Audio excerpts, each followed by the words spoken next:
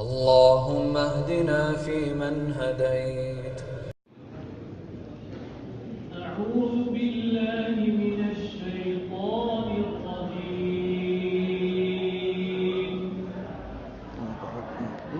بسم الله الرحمن الرحيم.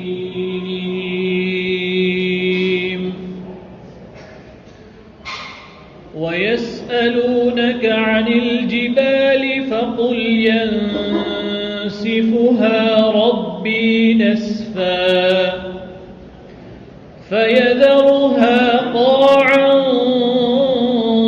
صفصفا لا ترى فيها عوجا ولا أمتا يومئذ يتبعون الداعي لا عوج له وخشعت الأصوات للرحمن فلا تسمع إلا همسا يومئذ لا تنفع الشفاعة إلا من أذن يومئذ لا تنفع الشفاعة إلا من أذن له الرحمن ورضي له قولا يعلم ما بين أيديهم وما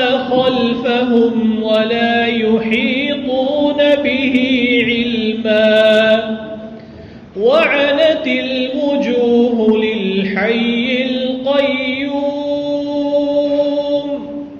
وقد خاب من حمل ظلما ومن يعمل من الصالحات وهو مؤمن فلا يخاف ظلما ولا هضما وكذلك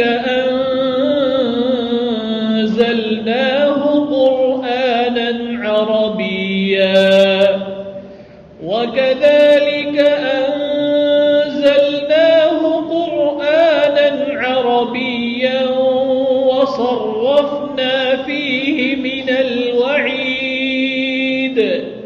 وصرفنا فيه من الوعيد لعلهم يتقون أو يحدث لهم ذكرا فتعالى الله الملك الحق ولا تعجل بالقرآن من قبل أن يقضى